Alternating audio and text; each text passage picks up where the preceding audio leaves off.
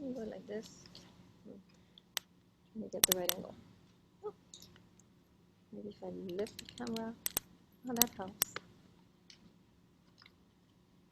All right. Trying to find the angle so I don't look like I'm looking up in the recording, like I'm in a kind of state of beatitude. Okay, before we get started, I want to go over some of your comments, which are pretty good, right? Whatever reading assignments I'm receiving are actually nice. So a lot of you struggling with the notion of sister, right? Like what is going on? You know, what's happening? Well, let me put it to you this way. In the US, you call your boyfriend, girlfriend sometimes babe, right? Is it the baby that came out of your womb? No. Okay, so it's a term of endearment, right? Sister, like it's someone who is so close to me, she's my own flesh and blood, right? That's what they mean by that, right? So it's not incestuous. It's just like we go around telling, hey, babe, you know, like somebody very dear, right? Like a baby. It's not your baby, right? So it's the same thing, right? Just to clarify that. So almost all of you complaining about this, my sister, my bride, right?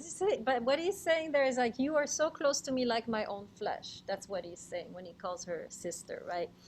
Another one is that came up is the sequence of the Watchmen, right? So a lot of you are like, what's happening? Why are they tearing off her veil, right? By the way, probably much more violent event than the text seems to imply. The text is very subtle. The Hebrews in general, unlike their Sumerian or Akkadian counterparts, are more discreet when it comes to describing, you know, erotic scenes and so forth. So here, when the Watchmen, you know, take her veil, this is image for something more, right? There's a powerful, this is very violent encounter, right? Between her and the Watchmen. Now, if you think about it, the text being anti-patriarchal throughout, the Watchmen is kind of a resurgence of patriarchy, right? They're like, hey, what are you doing in the streets alone, right? Where are you going, right? So here we have kind of a small moment of reminder of the culture, right? Where a woman is not supposed to be free like she is in the text, right? So a woman's supposed to be with a male, right? We know this still in the Middle East. You have this notion that a woman cannot go out alone. She has to be accompanied by a male, right? The future of Afghanistan, right? So it's the same, right? That's the culture.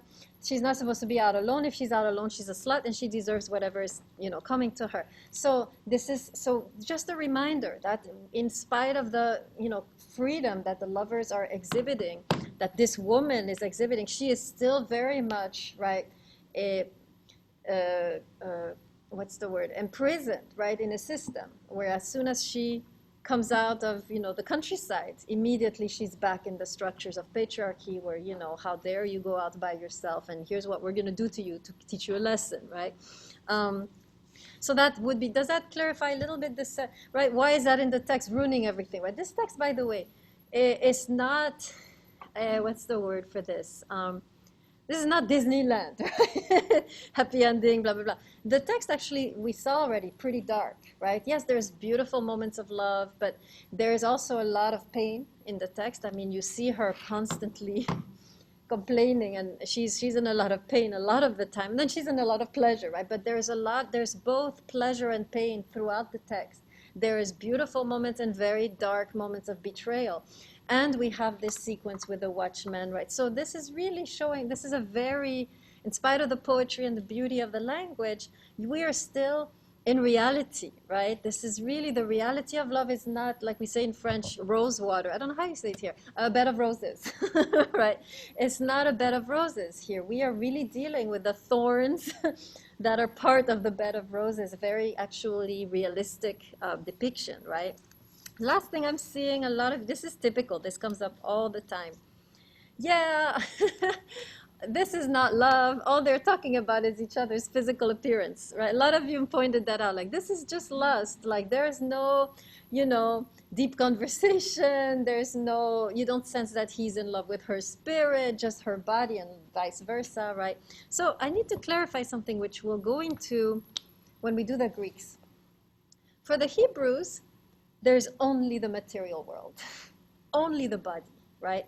And the soul is found through the body. You don't have to leave the body to find the soul, like we're going to see with the Greeks, right? The Greeks talk about love of the body is bad. What matters is, love of the intelligence, right? No, the Hebrews, for them, you find love through lust. This is very interesting. It's as you enter into the relationship, and they do that very recklessly, and they're very immature. But as they weave their lives together, right, as they become intimate, they actually develop a more spiritual love, right? So for the Hebrews, you jump in the situation and you grow through the relationship. You're not first mature and then you come in as adults. No, you jump in, and as you're relating to that person, you are growing and developing a more spiritual love. And we see this, there is actually a progression in the text, right? When you get to the end, you have this very famous text of love is as strong as death. I'm sure you've heard this before, right? How many of you have heard this expression, love is as strong as death? Nobody? Okay, I'm the only one. Okay. In my world, it's very common. Okay, it's clearly not in yours, but it's a very typical expression. Love is as strong as death. Nothing can, destroy it. And they get to a very high point of maturity, like we're going to see today when we go in the lecture. So there is a progression, but they learn through experience. Unlike the Greeks who say first be wise and then love, the Hebrews say first love and you'll become wise. Maybe you can write this down. This is good. We're going to learn, right? Remember, write. Everything I'm saying should be on your paper, right? I'll say a couple words about that right now. Right, just to remind you, right? The test based on your notes. The better your notes, the better your test answer. So you should be constantly writing, right? Very good. Just a little parenthesis, right? So let me say that again, what I said, right? For the Greeks, you're first wise, right? You choose wisely. You're careful, prudent, and then you love, right?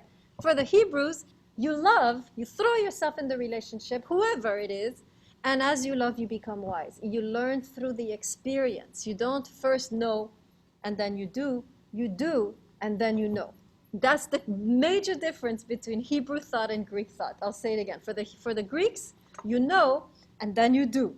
For the Hebrews, you do, and as you're doing, you get the knowledge. The Hebrews are the first existentialists, right? As you exist, you learn. So it's beautiful, and we're going to talk today about grace, right, in the Song of Songs, but it's already a very powerful idea that you can start out all messed up in a pure lust relationship and actually grow together into something very powerful and beautiful, right? So this is actually, you don't have to be necessarily finished or mature for it to work out in the end, right? This is one of the beautiful messages of the text, is you can just go in as you are, all messed up, broken, full of mistakes, make all the mistakes, right? And you can still, in the end, come out with a beautiful, mature relationship, right? Whereas the Greeks would be like, see, you went in, you weren't ready. See, now it's all, not working out, right? So, okay, so just wanted to point that out a little bit to help you realize that the lust, yes, they start pure lust, I agree with you. It's all pure physical attraction. But slowly in the text, there is actually a progression, which we'll talk about today, where they actually become very mature at the end, both of them. So we're going to see that. Okay, any questions before I get any further into the text, and before I start? No? Oh, okay, great. All right, today, two things I'm going to talk about. Normally I write it on the board, but I'll just tell you. Number one, the center of the book. That's number one. We'll talk about the center of the book. And number two, second thing I'll talk about is grace in the Song of Songs. And we'll talk about that. Okay. Let me get a quick drink, and then we'll get to the center. So turn already, chapter 5. You can go there already.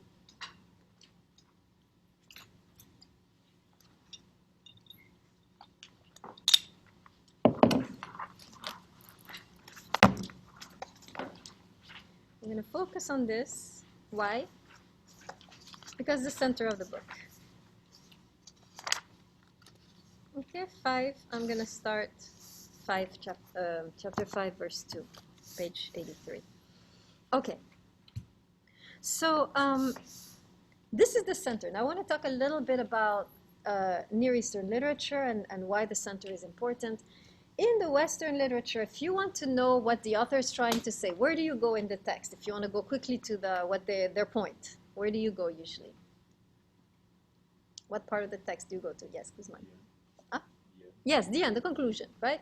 Or you go at the beginning when they say, here's what I'm going to prove, then you know a little bit what they're going to do, and then the end is, here's what I have proved, right? So Western, beginning and the end are the important sections, right? Near Eastern, so this type of Hebrew literature, the true meaning, the key to the whole passage is always in the center of the book.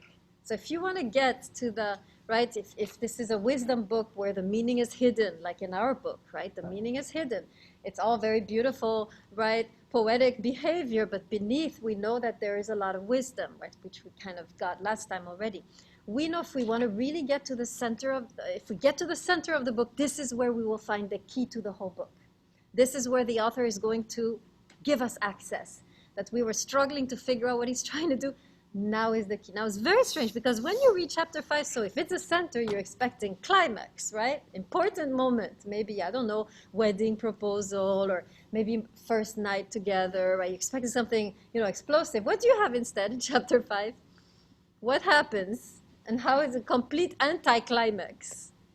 Yes.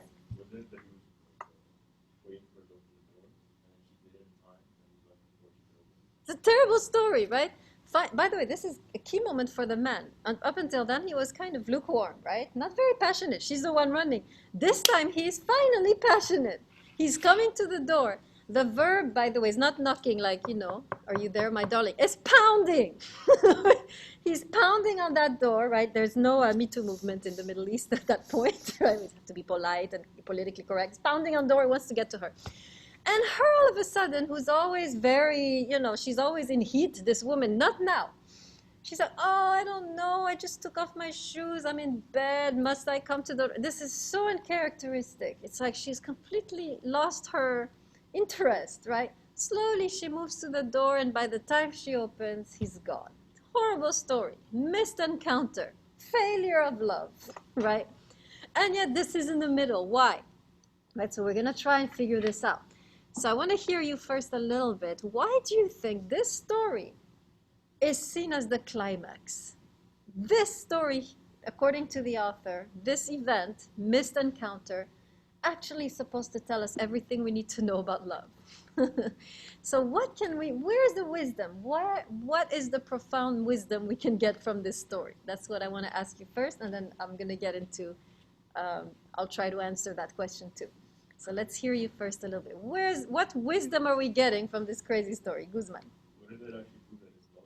Huh? It's like, instead of like her just like trying to wane away, oh, he's not there, that's it for the day, and she tried to go after him too.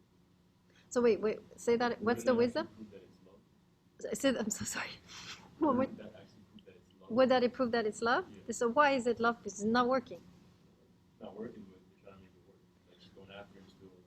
Okay. So first of all, what I'm getting from what you're saying is love is never going to be a perfect, synchronized, harmonious, perfect, right?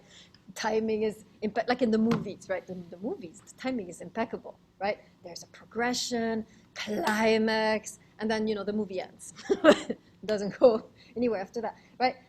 Love is messy. That's what I'm getting, right, from what you're saying. Love is messy. There's different timing, misunderstandings, you miss each other, right? And so that's the one thing we get, right? What we're learning, first thing we could be learning, right, from this passage is to understand that love is not scripted with perfect climax and perfect timing. As human beings, we have to embrace love in its chaos and mistakes and stumblings, right? I have Zemaitis who wants to speak over here. Go ahead, Zemaitis. Yes. Is it when pretty much you stop like chasing after somebody that they're finally passionate and they all come to you, like you mentioned before, that pretty much being standoffish kind of is being more attractive than chasing after somebody? Okay, much. good. So one other thing we learned from this passage is the art of seduction we talked about before, right? As soon as you withdraw a little bit, it's like a dance, right? When you step back, they step forward. When you step forward, they step back. Just learn that, you'll be good for 80% of the time. It's a dance. You want him to come, step back, right? You want him to run away, step forward. So that's right. We could be, this passage could be again kind of highlighting the art of seduction, how in a way if we want to attract love, we have to take a step back, like she did. Remember when he was, playing the field, checking out of other women, she just kind of took a step back, didn't possess anymore, right? Remember, we went from you are my beloved, right? My beloved is mine, to I am my beloved, step back, right? So this is kind of maybe same lesson. Good, thank you, Zemaitis. That's good. Anybody else? Anybody else learning something from this crazy passage that we could learn? Okay, okay. Anybody in the Zoom? All right. You're quite, yeah? No, that's not a hand. Okay, good. All right, so here's the first thing I'm going to gather kind of what you said. One thing that I'm realizing, the first thing, so I was also wondering about this, right? When I read, I knew it was the center, and I was like, what in the world is, what kind of center is this, right? And I was like, what can I learn? What is going on? What is the author telling me? First thing I noticed, difference in timing. It's a timing issue. It's not that they don't love each other, right? Because notice, we might think she fell out of love, but look what it says. I was asleep, but my heart was what? It's the woman. What's she saying? Awake. So clearly, something in her is asleep and something in her is awake. I'll come back to that. This is important to know for men, right? So clearly, her heart's in it. We know that already. Her heart's in it, even though she's sluggish. We might think she lost interest, but no, her heart is awake, right? So she loves him. He clearly now all of a sudden, right, loves her. He's pounding on the door. So it's not that they don't love each other, it's that they have a different timing. Now, this is so crucial. If we understand this, the timing of the man, the timing of the woman, and yes, I'm going to become very essentialist, and I apologize. I know it's not the trend, right, to say women are like this, men are like this, right? But bear with me, right? There are still some elements of truth, right, in dividing things like that. So let's try and see what, right, I think if we can understand as men and as women, the difference of timing, it will resolve a lot of the misunderstanding, right? If the man had known her heart is awake, maybe he would have stuck around, right? Maybe she would have acted differently, right? So we need to talk about that. We're going to talk about, yes, go ahead. I had a misunderstanding, I think. This whole passage, I took it a different way. Okay, go ahead. I mean, I guess I took the knocking, like, I took the scene being them in bed already, and then, like, her lover knocking, like, sexually, if that makes sense. Yes. And he's asking her to, like, open for him, and I guess that doesn't necessarily make sense because of the hair wet thing. That kind of throws off my theory. It works, it works. But You'd be surprised. yeah, Your theory actually works, but it's very graphic then. Yeah, exactly. Which works, actually. Actually, many people have interpreted like you. Okay. That this is an actual sexual encounter and that there's an issue here. Like she's sleeping and he wakes her to have. There's that, and then there's she's not ready and he's in a hurry and he goes too fast and he misses the whole encounter, right? Which happens sometimes, right? So we have, absolutely, you can read it on that level. It works very well, actually. Yes, you can say that this is in the sexual encounter even we miss each other, right? And very often when this happens, we get discouraged, right? We start to think, oh, maybe we're incompatible, maybe it's not working. And what the text is saying is this is normal. You're always going to miss each other in some way. I want you to really put this in your mind because we tend to think, oh, love has to fit perfectly and we have to always be in sync. You'll be in sync with your twin, right? Not with your beloved. There is always in a relationship moments where you'll miss each other. And this is essential to love. Why is it essential? Because when you're dealing with another, a true other, someone not like you, inevitably there's going to be misunderstandings and missing each other. So instead of becoming discouraged, right, when we miss each other either emotionally or like you're saying sexually, sometimes we also miss each other, right? The woman is not completely satisfied, the man has moved too fast, and both of them are like, what the hell just happened, right? This happens, right? Again, it's not to be taken too seriously because it takes a while to align to someone who is so different, especially between genders. That's like the ultimate, context of misunderstandings, right? At least if you're the same sex, you kind of know how the other person functions, right? But if you're two different genders, wow, it takes a long time to really figure out, right? If at least if one is not saying silent and and enduring, right? It takes a while. So absolutely, very nicely. It's good to bring that up because it's true that even also sexually we miss each other sometimes, and it's part of the whole story. It's normal, right? Very good. So going back to the timing, I want to go more generally now, and of course it works also sexually. You'll see. So what we're seeing here is two things, and I've really studied this, and there's an obvious and there's a not obvious. The obvious one, the man moves too fast, woman's not ready physically, classic, right? So this is often, right, if you're more experienced as a woman, sometimes the opposite. But if you're just starting out like this woman here, right, very often for the woman, takes longer to open up physically than the man, right? The man is ready faster for the sexual encounter. The woman takes more time, right? So one of the first thing we learn here, woman, emotionally ready. We see that, right? Heart is awake, but the body is sleeping. That's the meaning of that first line, right? I was asleep, my body is asleep, but my heart was awake. The woman very, very quickly, emotionally there, but physically needs more time. So this is very good information for the men to have, because if you're a man and you make a move and the woman rejects you, what is your reaction? What do you think the woman thinks of you now? You made a move. Men, speak to me.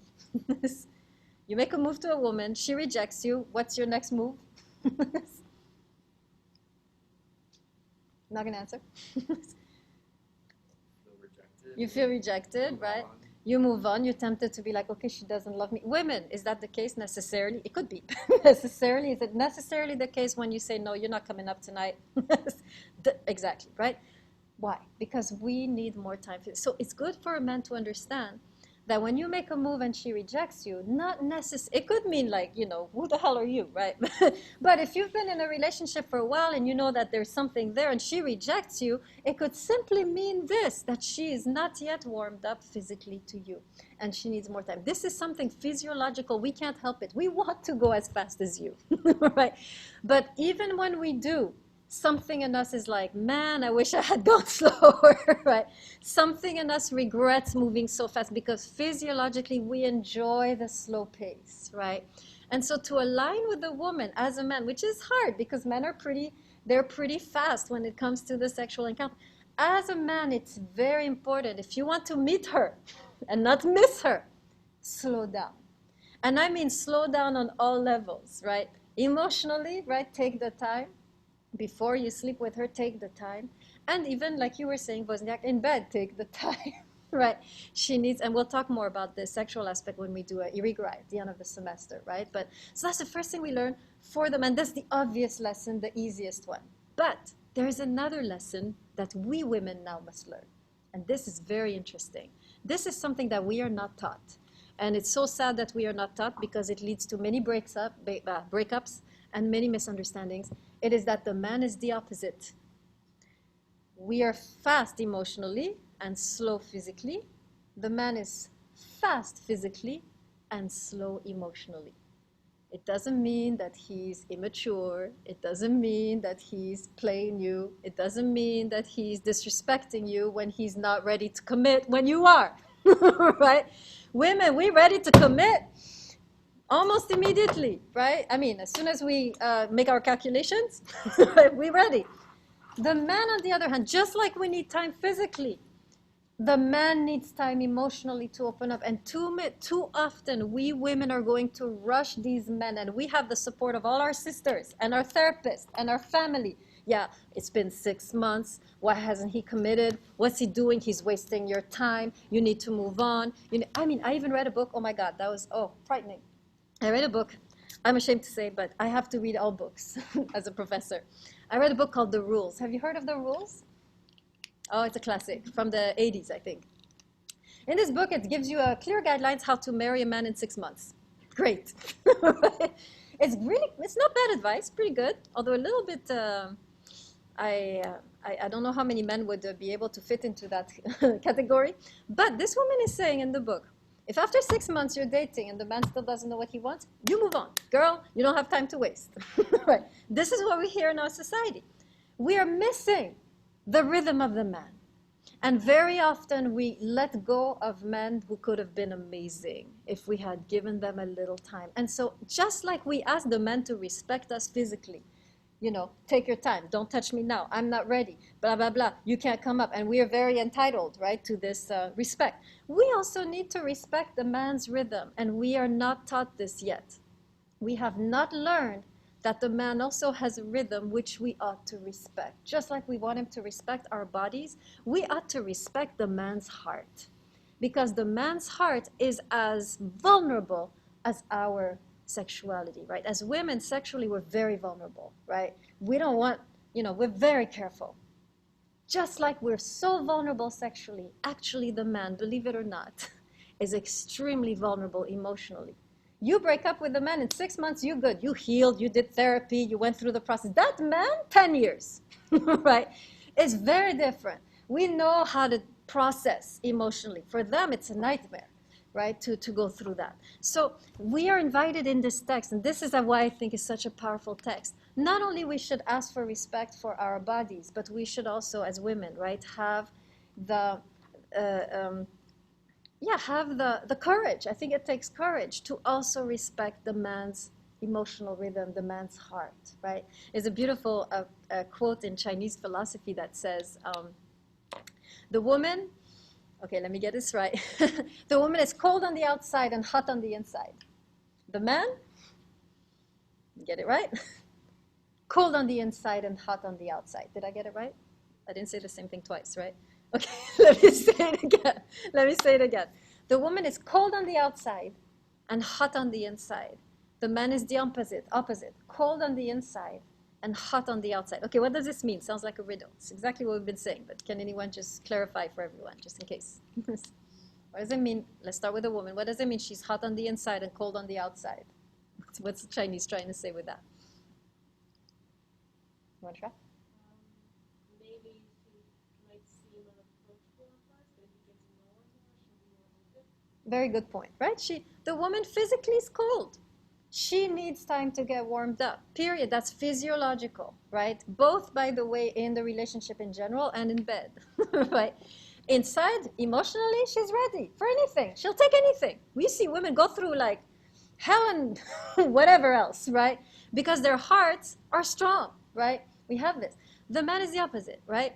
They're hot on the outside, ready for action very quickly, right? But on the inside takes a long time to get warmed up, right? And so if we just respect each other's rhythms, we can have this, we won't have the missed encounter, right? It's when it comes down to it, love really is the ability to wait for your partner. This is, if you just know this, you can walk out the room, you don't have to stay in the classroom anymore. You know everything. Love is the capacity to wait for your partner. And when I say wait, I mean on every level.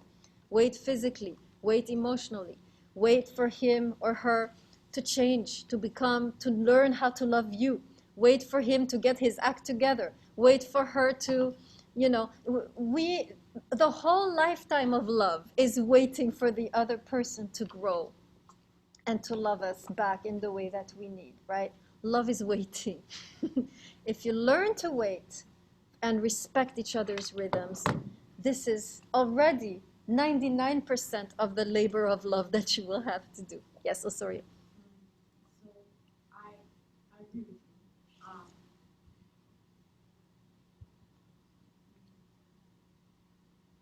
Because I think sometimes there's a difference between just being patient and settling. Yes, yes, yes, yes. Something less than you deserve. Thank you. So at what point Good point. do you continue to wait for the other, and you're kind of just waiting for them to be the person you want them to be, and they will never be? And at what point do you just say like, okay, this is not what I deserve anymore. I need to go elsewhere. Okay, very good question. Thank you. I'm glad somebody asking real questions around here, right? Very good. Thank you, Osorio. Okay, let me address. So the question was for those who didn't hear, when you're with someone, at one point, right, do you settle? At what point do you move on, right? So first of all, this woman in the text doesn't settle. Why? We know she doesn't settle because she's always, this is very powerful about this woman. Yeah, she's very patient, she's very long-suffering, but she has a very courageous ability to express her desires. If you settle, you stop talking.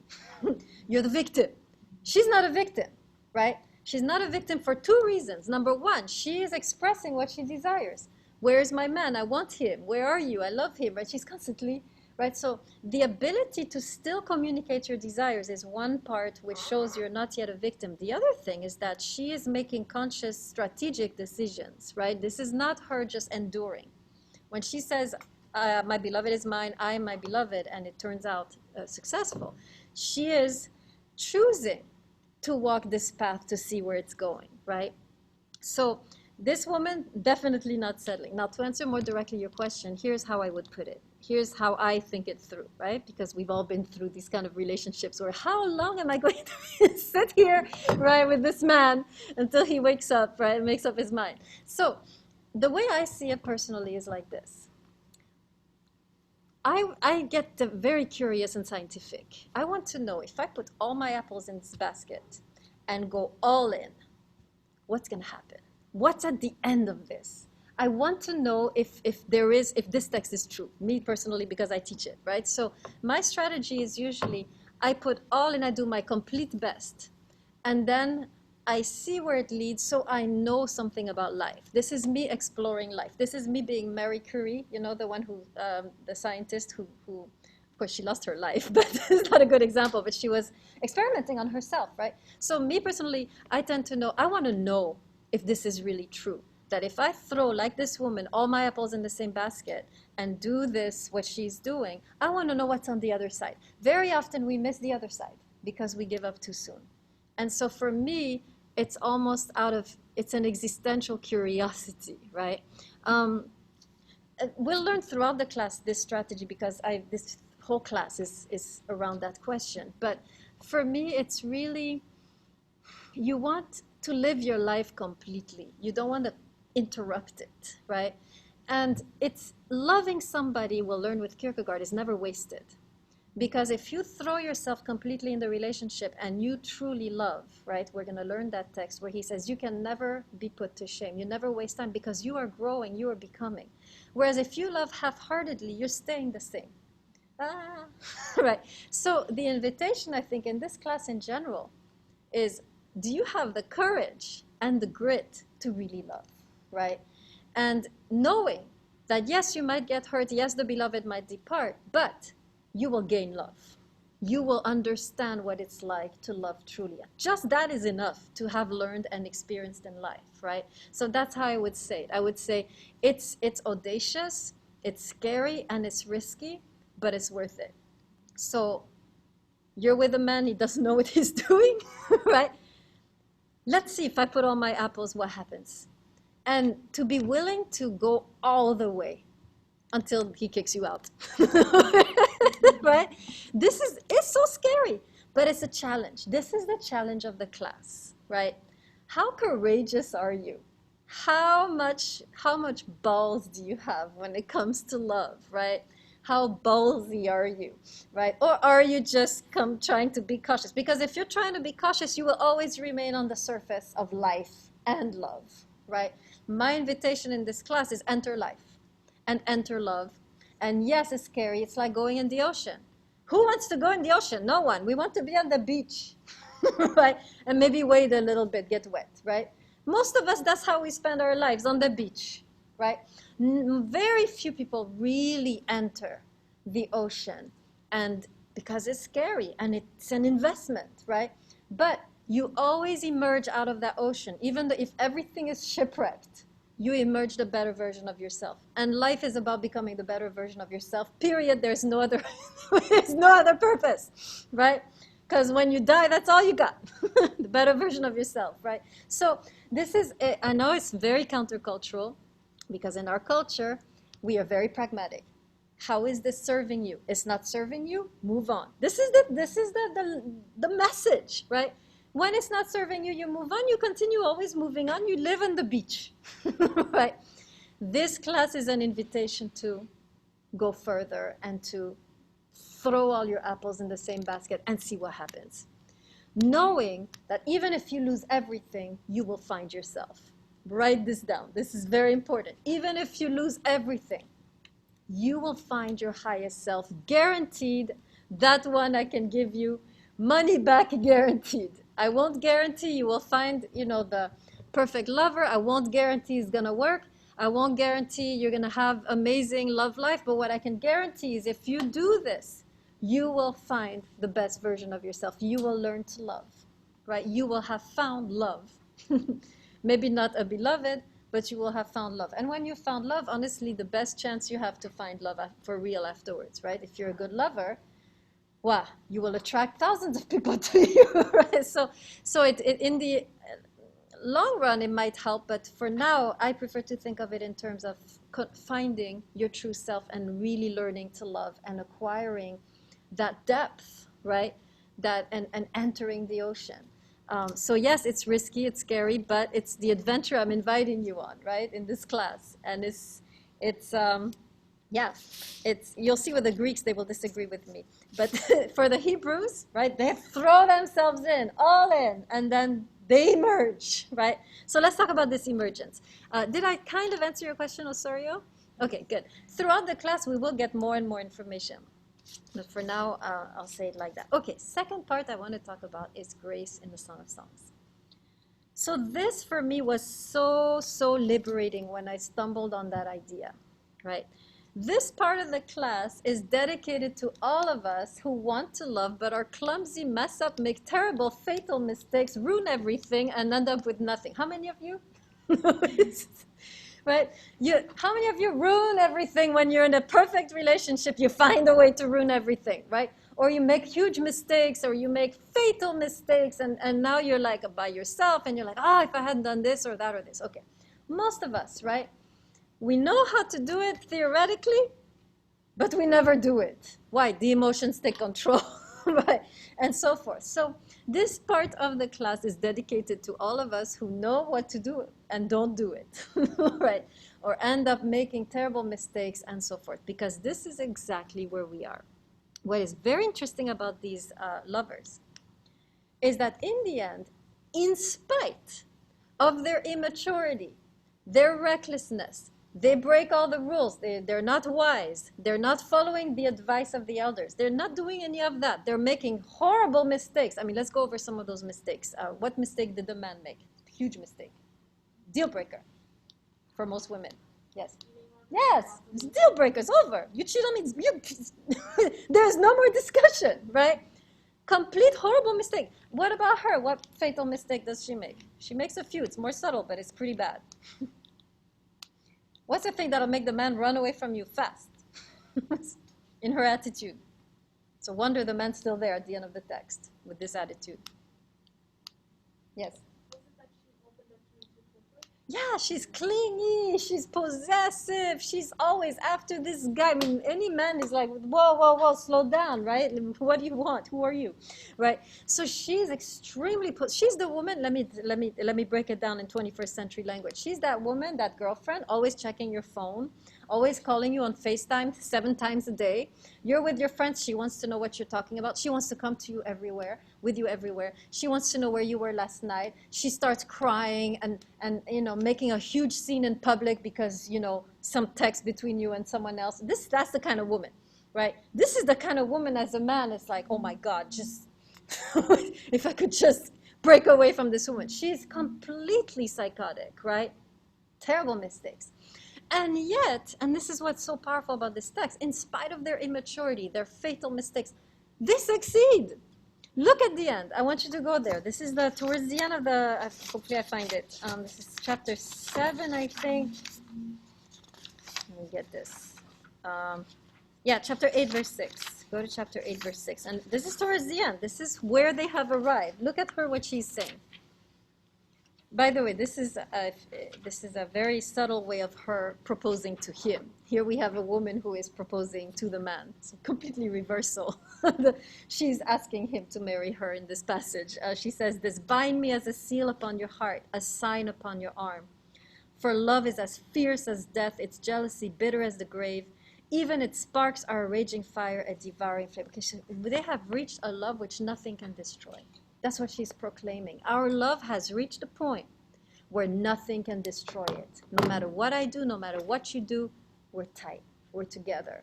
Nothing's going to separate us. So we see towards the end, right, and we see the man also progressed, right, and becomes more faithful, right? We saw that last time. So here they are with all their mistake, immaturity, insecurities, whatever, and yet they succeed. And so my question to you today is, how did they do it?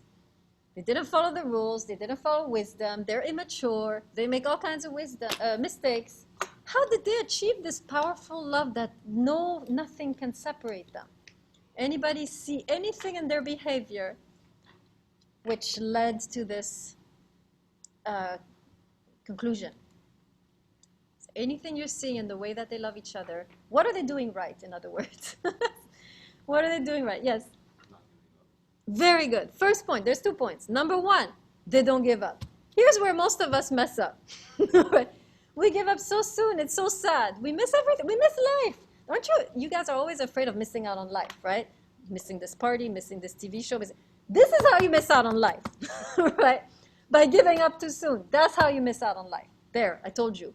Don't worry about the TV shows and the parties and whatever event happened over here, concert.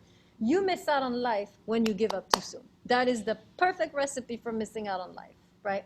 Number 1 thing they have, only thing almost, they persevere, they don't give up, they put all their apples in the same, that's what she's doing especially, right? Put all her apples in the same basket, hangs in there, right? And now, of course, that's not enough, because we all know these couples who persevere, our parents perhaps, and their relationship is a mess, right? We all know these couples, they're like married 60 years and they hate each other, right? So it's not enough to persevere. What's the other virtue they have? What's the other thing they're doing right, which creates a relationship which is a model for us? What is the other thing that they're doing in addition to persevering, which is key? If you just persevere, you just end up married 50 years, hating each other, or roommates, right? What else are they doing?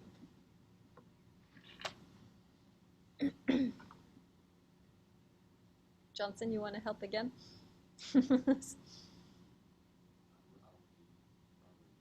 Okay, good. No, you don't see the other thing? Yes, I'm sorry? Yes, the key, what you said, they work on. These 2 lovers have one thing. They have the humility to change, right? They're really terrible at the beginning. All kinds of flaws, right? All kinds of mistakes. But what we are seeing throughout the text is the humility to change that they are showing. For example, we see the woman change, right? From possessive, what does she become? Slowly, she is able to relinquish control. She changes. In fact, she relinquishes control so much. Look at the end of the passage. Very last sentence. It's her speaking. Look what she says. Hurry, my love. Run away, my gazelle. Go. What is she doing in this last passage? What's she telling him? What does this tell you about her mindset when it comes to love? This last line, 8:14. What do you see there? What kind of woman is there? Yes. Exactly. She's able to let him go. Go do what you need to do. Go be you. Do you. Right? How many women are capable of saying be you and do you? I don't think there are many. Right? Either it's like be what I want you to be and do what I want you to do. This is most women, right? Me included. Right? Do you and be you? This is powerful. She has reached a level of maturity. She has transformed very, very powerfully, right? Now the man, how does he change? We saw that last time. How does he change? In a nutshell. Guzman. Exactly. The man actually able to come into focus, right? He's all over the place. He doesn't know what he wants. He's hesitant. He's going back and forth. He's knocking. He's leaving. He's coming back, right? Doesn't know for sure. In the end, you have this powerful sentence that we saw last time. His desire is for me. The word here in Hebrew for desire is not just, he feels a little bit of, emotions when this desire is a powerful, strong, focused, willful, choosing, right? You're the one, right? It's a very powerful desire, right? It's not just, I feel, aroused or whatever, right? No, it's very powerful. It's like a willful, intentional coming together of the man towards her, right? Profound change, right? And so we see the key here is the 2 together, right? The ability to hang in there is not enough. You have to also have the humility to change. If you are a terrible lover, you can at least have those 2, right? These are not hard. Any idiot can do that, change and hang on, right? Any idiot can do that. So this is a very hopeful moment in the text, right? It's telling us no matter how broken you are, how much baggage you have, how much your heart is messed up, how many mistakes you make, how many, right, terrible decisions you make in the context of love, if you can just do these two things, hang in there and have the humility to change, you will succeed, no matter what you do, right? So what we're learning here is something very, very interesting, is that love, in a way, is a crucible. So let me spell it out, because some of you don't know that word. Crucible, C-R-U-C-I-B-L-E. C-R-U-C-I-B-L-E. What's a crucible? Can anyone explain to me? This is coming from medieval alchemy. What's a crucible? This is the ancient alchemists used a crucible for what? Anybody know?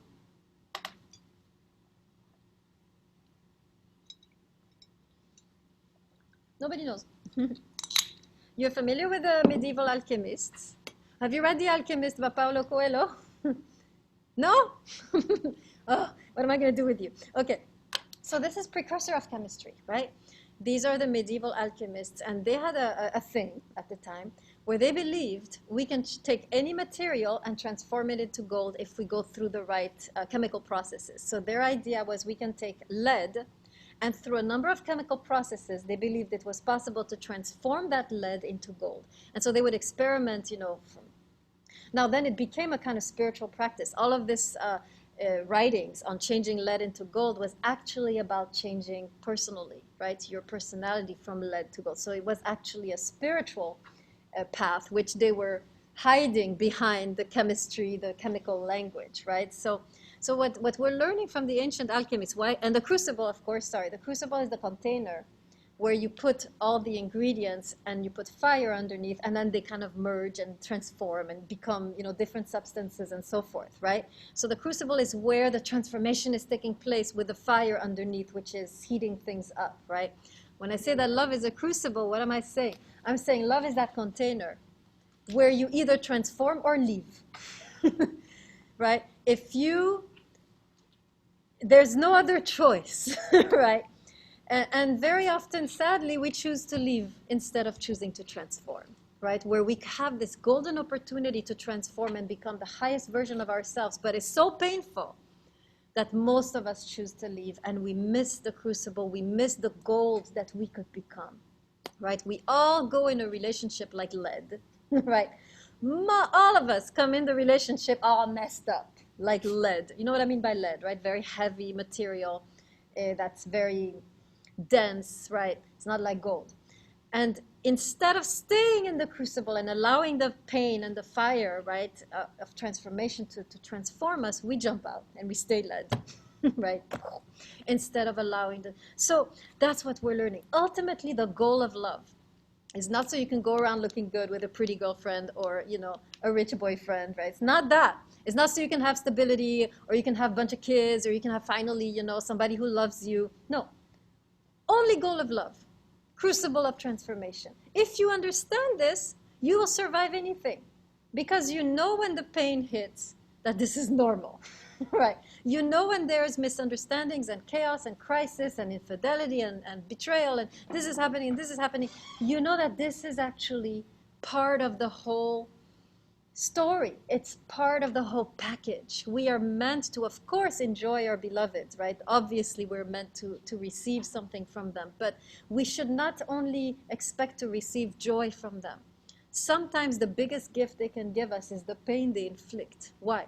Because it is an opportunity for us to become even more profound lovers. If you can love someone nice, that's easy. But to love someone not so nice, that takes depth.